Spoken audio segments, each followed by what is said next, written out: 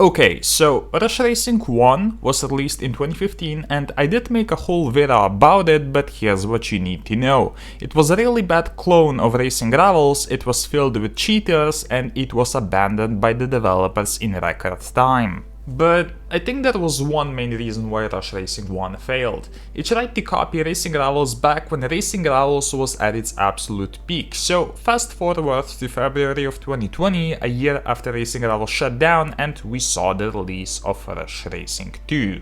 Now, Rush Racing 2 was still a copy of Racing Rivals, but they did fix the majority of the exploits that plagued Rush Racing 1 and they did update the graphics. So, was there a chance that Rush Racing 2 would fill the Racing Rivals shaped hole in our hearts?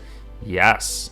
I remember being at my ex's place and hearing the news of a Racing Rivals replacement. I also saw that it was Rush Racing 2 and I was pretty skeptical, but nonetheless I did rush home and try out the game. The first thing I saw was a Ferrari popping a sick wheelie, but I did decide to give the game a proper shot anyway, and as luck would have it, right at that point the country I'm from declared a nationwide lockdown because of COVID. I had all the time in the world to experience Rush Racing 2 and many other people did as well. So, did the community like Rush Racing 2? Again, yes. The game had all the core features that made Racing Rivals a success. Pink slips, multiple great cars to race, and a community that bonded really quickly. The first month of Rush Racing 2 was probably the greatest one, with a lot of people experiencing some serious nostalgia, but quite quickly, problems started popping up.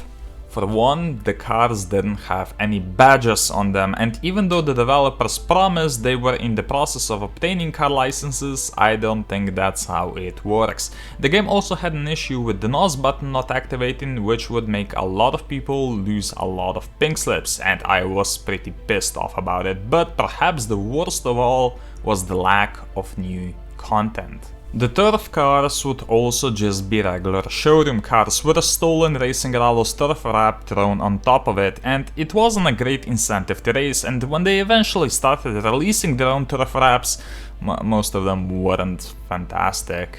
The game released in February of 2020, but they wouldn't add any new cars until June, and by that point most of the players were gone. The game was initially only playable on Facebook Gaming, but after 2 months they released the mobile version, and the Facebook version on which I played was abandoned, and so I quit Rush Racing 2. The game looked like Racing Rivals, but it definitely didn't feel like Racing Rivals. So the game did quite quickly lose all of its steam, but against all odds it's still active 2 years later, which is pretty impressive. Unfortunately, the developers are from Ukraine and I really hope they are safe out there. These days the game is pretty easy to get into if you want to play on mobile. Cars and cash are super cheap and they did end up adding a lot of cool cars over the 2 years. I always wanted a Brera in Rush Racing 2, but I never got one. I might revisit one day, although I'll never play this game seriously again. Nonetheless, I think that Rush Racing 2 is a mediocre copy of Racing Rivals, but I'm still very happy it's around. It made a lot of us relive memories from our favorite game, and hey, that's worth something. I really hope the developers make it out okay, no matter how shady some of their practices were. But anyway guys, what is your opinion on Rush Racing 2? Feel free to comment down below. Thank you guys so much for watching until the end. If you liked the video, make sure to subscribe for more videos like this, and I'll see you next time. Take care.